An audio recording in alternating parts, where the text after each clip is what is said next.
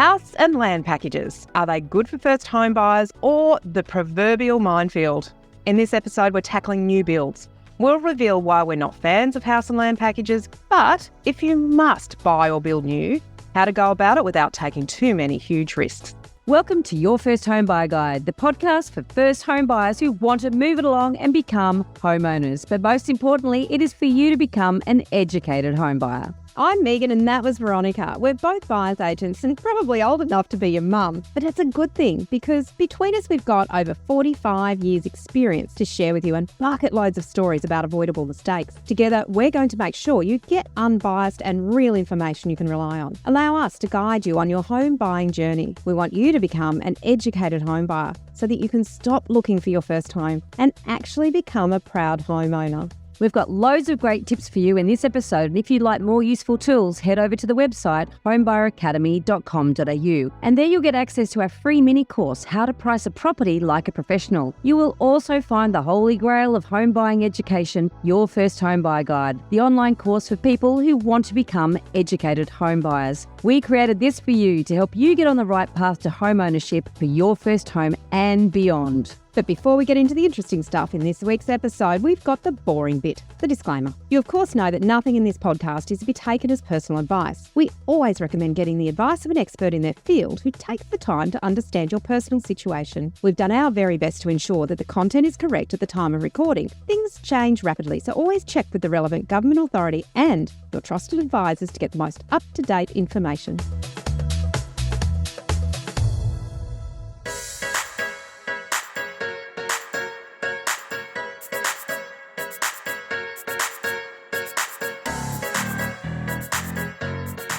Today we're talking about buying a brand new house. Now we know that many first home buyers are very tempted to maximise government grants and buy a home that nobody has ever lived in before. So we want to make sure that you're well informed of the cons and the pros. But before we get into that, Meighan's not only got a special house but a special suburb behind her. Do tell. Oh, look, there's something about the beauty of an established suburb that has big trees and character homes and lots of diversity around it. This is a typical new housing estate. It just chills me to the bone, honestly. I couldn't even imagine living in a place like this, but this is kind of what they look like with no trees and lots of the same. Lots of grey roofs. That's all you see is grey road and grey roof. So yes. All I can think of is the heat. Oh, well, we'll get to that. Okay. So you're thinking seriously about buying into a new housing estate, despite the fact that we don't really like it, you do. And there are some obvious reasons why this could be an attraction or an attractive option. So Absolutely. Let's, I guess, run through some of those. Yeah, look, there's no doubt that there's a lot of things that are attractive for a first home buyer about a new house and land package.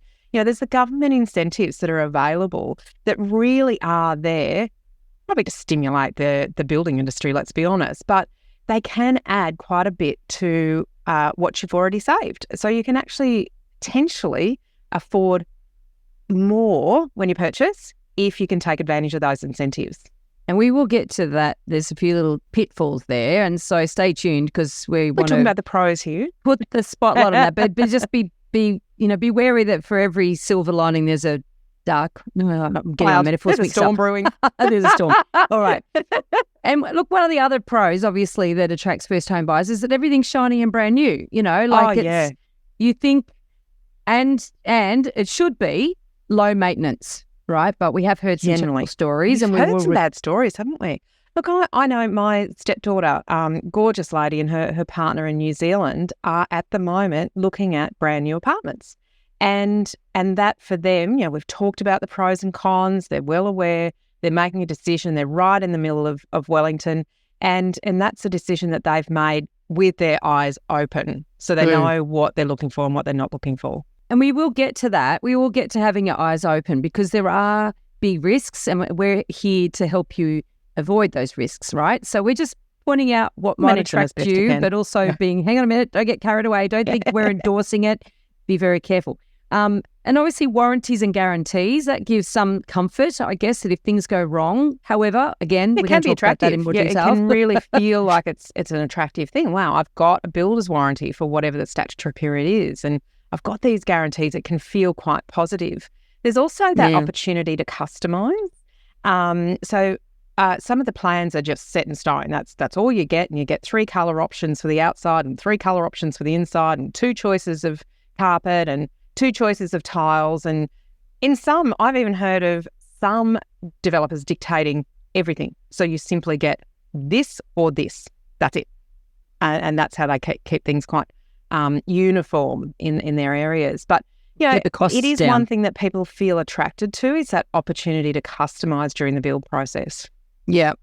And obviously stamp duty savings, depending on how you structure the purchase and also what state or territory you're in. You may only pay stamp duty on the land or none if under a state threshold. And that can save a bit of money. It can potentially save a bit of money. Again, we go back to some of our actual principles, which are you don't want to keep yourself under a threshold. Sorry, I'm going into the cons here, but it's hard not to. It's hard not to.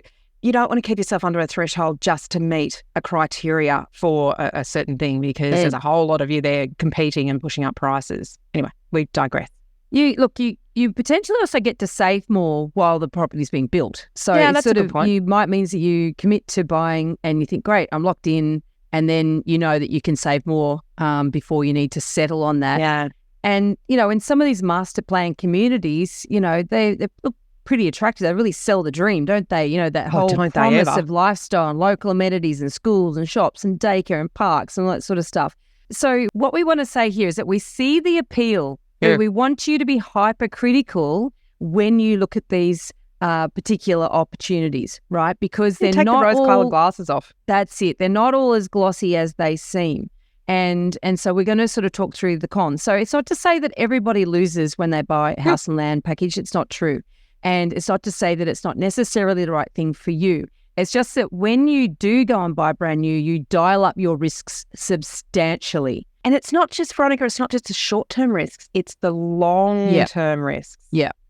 So let's sort of kick off, let's pull it apart a bit. Let's go a bit deeper, because as you've no doubt heard us say it many, many times, and we've said it many times so far this episode, we're not fans. But before we get into what you need to do to reduce your risks, let's get a better understanding of what those risks actually are. Yeah. And there can be, I think the biggest thing and the thing that concerns us greatly is there can be an oversupply of land in some locations. So you might be looking at an estate that's just been released, and then might be, say, 40 or 50 or 60 blocks in that estate. But what you need to do is be aware that there could be another 50 releases in 12 months, another 100 releases in 18 months. So you need to look at the bigger picture, not just the little estate that you're looking to purchase in. Absolutely. So get on the aerial map and just see how much more land is out there that could be developed. There's also, interestingly enough, in some big master plans, the first release are often on bigger blocks of land, and the blocks, progressively get smaller and smaller with the more releases. Good observation. So, you could argue, getting early is great because I'm on a bigger block. But the problem is you're still devalued by the fact that you've got ongoing releases, and for some times into a decade. Yes. So these things can really impinge on your capital growth for a long time. So oversupply is a huge problem. Actually, we were talking about this in our office yesterday. There's a couple of big master plan communities out sort of on the way from Brisbane to Ipswich, and they have been developed over the long term. So release, and some of it has been over 10 to 15 years. And what we've observed, we don't buy in those areas unless someone is actually living out there. It's a home. They're making a really well-informed decision because that's where they want to live, as opposed to an investor or a first-time buyer just trying to get in the market. But what we've observed is exactly what you say. The blocks of land 15 years ago were up around the 600-700 square metres, and they're now down to 254 square metres in the current release. Wow. So, and that's progressively gotten smaller and smaller, and that's because the developer can squeeze more profit out of smaller blocks of land. Yeah. And, and look, on that, I think we've got an article in our website on this. I have to find the link and put it into the show notes, because I actually wrote this article way back when I was filming an episode of Location Australia in Point Cook. And I was like, I don't really want to help somebody buy out here. But I did sort of go through and I really pulled apart and teased out how to buy, the the best, when all the houses look the same, how to pick the best one to buy. So we'll put that in the show notes. Yeah. Now, and on that, one of the problems, because we talk about scarcity, right? Scarcity is important. So scarcity of supply, but also scarcity of the type of property. You want to always buy something being a positive thing, Veronica, as absolutely, opposed to a negative thing. Scarcity. And the problem is when you've got these new subdivisions where it's basically same, little boxes on the hillside. Yeah. If you're lucky, there's a hillside and there's just some sort of interesting topography, but mostly it's all flat. And, you know, it's your house is the same as the one next door's, same as the one the next block, and so on, you know. Yeah. It's like the background. If you're watching the video, it's like the background in some of these estates. And without that scarcity to push up prices, the scarcity is what drives FOMO. Oh, that's unusual. That's great. That's different. I really want that. I will fight for that. Versus, I don't have to push myself to buy that property because there's another one just down the road. It's exactly the same. Yeah. So, and we're going to talk about that a little bit more shortly because it's a really important one to understand. But looking at the background and thinking about this same, lots of boxes, usually how these estates are developed is everything is completely raised. So there is no trees, they completely take everything to ground level. They put in the road infrastructure. Generally, the electricity's underground, all of your underground services, water, sewage, all that sort of stuff goes under. So you've got just flat, baked land to start with. And what that does, and this is a really important thing to think about, particularly as we're facing a dramatic change in our climates, is how hot these places often get because they haven't got any of the greenery, the established large trees that help with the cooling effect, that provide canopy, that provide a cooling effect. They can be really hot boxes. And you might plant some trees and think that's okay, I'll help absorb some of that heat over time. They take a long time to grow. It's called the urban heat effect, and some of these suburbs can be 10 degrees hotter than established areas with trees. And not only that, but you see the colour of the roofs in the video. If you're watching the video, you'll see it in the image behind Meighan. What's trendy at the moment is monument. It's a colour-bond colour. It's a dark grey, and it is not good for the environment to have monument-coloured roofs. We should have light-coloured roofs, and that actually reflects more heat away instead of absorbing it. All these things, no trees, lots of hard surfaces, houses that take up a huge percentage of the block with very little outdoor space, dark roofs, all of these things contribute to this urban heat effect and making it really uncomfortable to live. Anyway, you have to think about it. You have to really think about it because if you're in a really hot area and you've got a hot roof, then you're going to be using air conditioning a lot. And your costs of and also they don't put solar panels on these houses. It's ridiculous that they're not, but they don't. And generally speaking, so you've got high energy costs, etc. We've got so many on our list. We should start to rattle them off rather than get into detail. Lack of infrastructure. Because we're passionate about it. I know. But anyway, poor build quality. This is really important, Veronica, because we're hearing it over and over and over, particularly in large scale developments. If you're not going with a reputable builder, you could run into difficulties. And whilst you might think, well, I've got a warranty, it's okay. If that builder goes broke, then what do? You could be tied up for years trying to get things fixed. To be honest, you're worse off if the builder doesn't go broke because you got to try and get them to come back. Try to get a builder to come back if they don't care, and if they do go broke, at least the homeowner's warranty kicks in. But, that's a bit of a nightmare. People think you've got a warranty, but you've really only got a warranty if the builder goes broke. If the builder doesn't go broke, trying to get them back to fix it, they're moved on, they're trying to make profit. If you go back to episodes at 96 where we interviewed the site inspector, this is a guy in Melbourne who specialises in these inspections, pre-settlement inspections of brand new houses. It's mortifying. You should check his TikTok channel. All the stuff he discovers. So people assume that you're getting brand new and it's in really good condition and you don't have to worry about anything. It's like actually worse because if it hasn't been built well. And there can be limitations on the warranty. So whilst you might feel like you're getting a builder's warranty, there can be limitations. And what you feel is a defect or a structural issue may actually not be.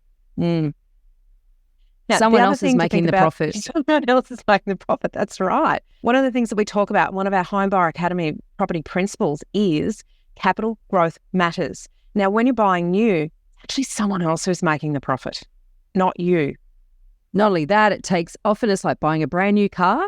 And the minute it's not brand new anymore, it loses value. Now, the car will never regain that value. Over time, a house might, but how long are you going to wait? You don't You need to wait for one of these post-COVID events that was just so far out of the ballpark. That's where we've seen an increase in prices of 2 or 3, 4-year-old properties, but they're also the first ones that are starting to go down in value as well. Because the fact is, a lot of people who buy brand new houses lose money, particularly if they're forced to sell. And so, if you have a change of circumstances, if you get a transfer, you have to live interstate, you can't rent it because there's heaps and heaps of properties out there. I mean, it's just that you're buying something that might be hard to sell. That's a trap. So we want you to be very careful about that. Eyes open. Now, uncertainty is one of the big things when you're building new. It's the uncertainty around the outcome of the build, also the uncertainty of what your neighbours are going to build and what that's going to look like. In an established area, you've got a bit of a feel for who's there, what they've done, what the housing styles are like, but there is an element of uncertainty when you're building new in a new estate. And quite often too, a lot of those new properties will be heavily pitched towards investors. Yeah. So what we've seen over time, the older estates, the first lot of investors, they get all their depreciation and all that sort of stuff, rent the properties out for a while, then they'll sell them to owner-occupiers, and then you start to see people taking pride in the gardens, and you actually start to see the suburb start to take shape and start to mature and get a bit of a personality and sort of get a bit of an appeal. But once again, that's a long time you have to wait for that whole process to go through, and it might not happen. It might not, because the whim of... We talk about limited resale options, Veronica, and it goes to your point. When you go to resell a property that you've bought new, they're not attractive to first-time buyers again because they can't get the incentives. So that part of the market is largely removed. They're not particularly attractive to upgraders. So mainly the interest comes from investors who also can give them a bit of a swerve because they don't get as great depreciation benefits as if they bought new. That's exactly right. So in reality, the key markets that were there for the brand new property don't exist when you go to sell. They've evaporated. And this is a trap that a lot of first home buyers don't realise, and this is what we want you to be very aware of. Eyes wide open. Yeah. Now, we mentioned it, grants are there to stimulate the construction industry, not to give you a leg up into the market, and you're all competing for the same price range. So just be really aware of that. You can be forced into a position of overpaying because it's really not any negotiation wiggle room when it comes to brand new. It's just this is the land and this is the house. That's exactly right. And not only that, but often you hear stories, and I've heard this enough across the country to be fairly confident that it's pretty true, and that prices tend to rise to absorb the grants. You get the grant, the prices rise by the equivalent amount of the grant. So you're not really getting anything. It's just helping you get into the market. A lot of brokers sort of go, oh, right, well, let's help you get these grants because it's going to get you into the market. But their job is just to get you finance. Their job isn't to get you into a good asset. And it seems like a good idea because you finally get into the property market. But you just got to remember that potentially that's one of the reasons why a lot of brand new properties do fall in value in sort of in the years after purchase. Is because they've been inflated by the grant. And so they weren't really worth it in the first place. Let's do a quick example of that because I just want to make sure everyone's clear on that. There could be a property that would be worth $550, but if there's a grant available for properties up to $600, that's the difference that Veronica's talking about that kind of gets absorbed is suddenly people go, all right, well, there's not much else to choose from. I'm going to go with that. I'll pay up to $600. The developer has the opportunity to go, oh, there's a grant available for $50,000. Suddenly we'll make this $600,000. And there's that gap that we're talking about that the grant sort of absorbs. Doesn't mean the property's worth it anymore. No, but also the other thing, there's a lot of, accountants, mortgage brokers, financial planners that recommend you buy brand new. And can I tell you, I've seen the emails that have been sent to us offering up to $40,000 commission to do it, to recommend it. Yeah. Right. So that's built into the price, and that's not value. No, that's not value. That evaporates. It's worth nothing. And your price, what you're paying, includes that huge commission for that property. So the price that you're paying and the value of the property can be two vastly different things. Absolutely. Now let's talk about the typical first home buyer property risk. Now, for example, what we're talking about is most owners in these suburbs, these newer suburbs are in the same boat. When interest rates rise or values fall, it can lead to negative equity. So there's a higher chance in these suburbs of similar people, of similar type properties, of similar price range. There's a higher chance that that could lead to forced sales and mass sellouts when rates rise. And what happens then is it puts downward pressure on prices, because people look at something and go, well, why would I pay $620 for that when I can get exactly the same thing for $580 over there, because they're desperate to sell. Yep. And this is what, when you hear things, you hear sort of news stories about the mortgage belt and about mortgage cliff and all that sort of stuff. These are the areas where that is absolutely prevalent and relevant. And look, just one other thing I will add too, when you buy land and you're waiting for all the subdivision to go through so that they can actually commence the build, some developers hold for years before they commence the build, and you've got no control over that. So you think that you're going to get a house at some point, and you think when? Yes. And you're locked in because you can't commit to something else. You can't just take your money and go, you know what, I've had enough of waiting. You're contractually bound. So, I've spoken to a number of people over the years that have been trapped like that. It's like you think you're doing the right thing for your future, and then you go, oh, hang on a minute. No. How many times have we seen in first-time buyer forums on social media where they've said, we contracted to buy this property, this land 2 years ago, it still hasn't settled, but we can't get out of the contract. Yeah. We want to buy somewhere else now. We've moved interstate or something's changed, but they're actually contractually bound, even though the subdivision hasn't gone through and the land hasn't registered and they haven't been able to build. Yeah. I remember the first time I heard about off-the-plan land, I was like, is that a thing? And it is. It is. All right. All right, let's talk about the big stuff. How to reduce the risk. You want to go down this path. You're aware now of the risks. Your eyes are wide open. Your rose-coloured glasses are off. This is how you potentially can reduce some of your risk. Number one, buy in infill sites, not on the edge of suburbia. And what we mean by that is you can actually build a new house on a piece of land if you find that in an established suburb. So perhaps a house that you can knock down where you have only paid for the land value, not the value of the house that sits on it. And yeah, they do exist. They're hard to find, but they do exist. That is a much better potential approach to building new than, because you're surrounded by established houses. You know what your neighbourhood's like. You know what the values are in the area, and putting a new house in there would be potentially a good strategy. There's also some infill sites where they're like small subdivisions in an established suburb where it might be an industrial area has been rezoned, for example. But once again, we're really just being very mindful. Yeah, limited exactly. It's a limitate. You want scarcity, remember? So this is like, there's not lots and lots and lots that's going to happen. This is quite contained, and you think, okay, once I'm in there, then property's value should not be too impacted by the fact that there's lots and lots of new subdivisions coming, because they're not going to be close anywhere near where you're buying. Yep. Use reputable builders. Now, we know it's quite difficult to necessarily know whether a builder is reputable. We did an episode back in 119 with somebody who specialises in this. Yes. So go back and listen to that and just sort of get some understanding of that. But certainly you need to make sure that you are working with reputable builders. And I know that's difficult to do, and we're not even going to sit here and tell you how to work that out, because that's a very, very difficult thing to do. But, there are definitely red flags to avoid with some builders. So if there's red flags, just don't go there. Yeah. On that, actually, we really talk about the value of having a good advisor who is an expert in their field. So collecting your team around you. When you do your first home buyer guide and you understand all the steps in the process, you understand that gathering your team around you is one of the first steps you need to do. There are experts out there who specialise in providing services to people who are looking to buy and build, so house and land packages.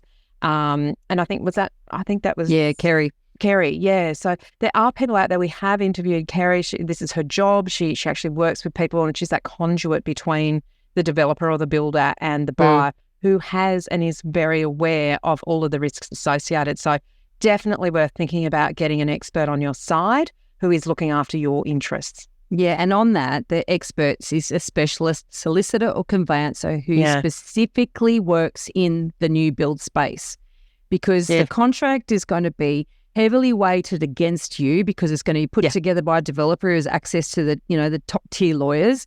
You want to make sure that you fully understand your obligations and understand all of the risks. And if the solicitor or conveyancer you're using is not used to dealing with these contracts, they won't necessarily recognise what's in there that you need to be fully aware of. You and I have been in the buyer's agency industry for a long time, 15, 20 years, and we have seen a lot of things, but we would never provide advice on house and land packages because it is not our area of expertise. So if you are talking to a solicitor or conveyancer and they say, I've done a few of these, not good enough, not the right person for you. We want hundreds. They want to have, you want to be saying, can you tell me about a situation where something went wrong? And if they can rattle off a few examples of, this happened and this happened, then you're probably on the right track. You really want to interview them to make sure that they know the ins and outs of these and they've been through enough problems with buyers, because they come up, right? The solicitors aren't going to be able to avoid these completely for you, but they can help you when things go wrong. And if they're experienced. Yes, and what's just jumped into my mind is do not use the one that the developer recommends that you use. That's a good point. Because they will have done heaps, but they're really or not the mortgage broker, that focused. What the valuer. Find your own, right? Do not go and use the one that a developer recommends. It's so simple. All you have to do is use our building inspector, use our lawyer, use this, It's like, no. Conflict of interest. Absolutely. And on that, have a handover inspection to identify the defects prior to settlement. Okay, so, if you're in Victoria, you can check out Site Inspector and see. He's thorough. There are different organisations all around the country, and if their job is to actually go into brand new properties and identify the defects. Yeah. Now, allow for a lot longer and more money than expected for the build because, people on fixed contracts and when, were caught out when material costs suddenly rose a lot, and they had to be renegotiated rather than basically have a half-built house, right? So that's a worst-case scenario. But basically, you need to allow for contingency. It is better to be pleasantly surprised and severely out of pocket. Absolutely. Or have ended a lease or have a lease ending, expecting to move into a property and know where to go. So absolutely better to have a bigger picture that says, okay, well, maybe it's a 9-month bill, but let's allow 12 months just in case. And of course, our weather patterns at the moment are just extraordinary. Getting tradespeople can be very difficult, particularly if they go to emergency situations. So just allow a little bit more. And then if you move in before you expect, wait, okay. Talk to the builder through the process or before the process. Talk to the builder about when you can visit the site to check progress, because some builders will not allow you on site. And if your expectation is that you are going to be able to, you need to have that expectation reset. So don't assume that you can go there and look at the property anytime you want. Actually talk to the builder and developer about when you can access. Yeah, and talk to your broker too, and really understand how that finance will work. Is it going to be a construction loan, for example? Because they're very complex and there's certain milestones and all the rest of it. So you just need to appreciate and understand how that's all going to be structured and when you're going to be up for the money as well. And be aware of that time frame and making sure that your approval lasts long enough and all of that sort of stuff. So really get across that before you commit to anything. Absolutely. So key takeaways, there are some pros in buying and building new. There are a lot of cons. You need to be aware of them. Take your rose-coloured glasses off and make sure that you are approaching this with a good long-term mindset. Make sure that you get the right advice from the experts in their field. Don't go with what the builder or the developer recommends in terms of your team. And make sure you understand the process, start to finish, every step of the way. Because if you get anything wrong in this process, you could potentially end up either stuck in something that you don't want, unable to get rid of it or offload it, or with negative equity and trying to work out how to get out of something that you actually can't afford to. A lot of people think that a house and land package is like the easy solution. And I guess what we would do is caution you against that. It's not easy. And in fact, if it is easy, what's easier to buy can be difficult to sell. So it's actually that in itself is a red flag. So don't look at it as an easy solution. You need to do the work just as much as you're going to do the work if you're buying an established property. This is not going to make your journey into your long-term property journey any easier if you get it wrong. It's going to make it worse. Absolutely. Quick note, you might think that we cover everything you need to know in these podcasts, but a word of warning, we do not. We just scratch the surface. If you really want to be an educated first-time buyer, you need to learn all of the steps and how to do everything in the right order. And that means doing our course, which is called Your First Home Buyer Guide. And let me tell you, it only costs $990 and you get direct access to us to help guide you through your negotiations. Now, trust me, trust us. We're real estate agents. You will overpay by a hell of a lot more than $1,000 if you do not know what you're doing. In this episode, we've only touched on a tiny part of the huge amount of things you need to know to become an educated first home buyer. There is so much more for you to do. You can learn all of the steps in the right order and avoid all of the mistakes that others have made in our 10-step online course for first home buyers. If you'd like to learn more about the right process and avoid making rookie errors, become an educated home buyer. Head over to the website, check out Your First Home Buyer Guide, the course that we have created for you. And don't forget to subscribe to the podcast so you won't miss an episode. And if you've liked what you've heard today, please give us an iTunes review. It helps other people find us. And of course, I know it's a bit cringy, but we're going to ask for 5 stars. Thank you. Thanks for joining us. We hope you found this really useful. And if you have, please share the love with others who you know are in the same boat. We'll be back next week with more priceless stuff.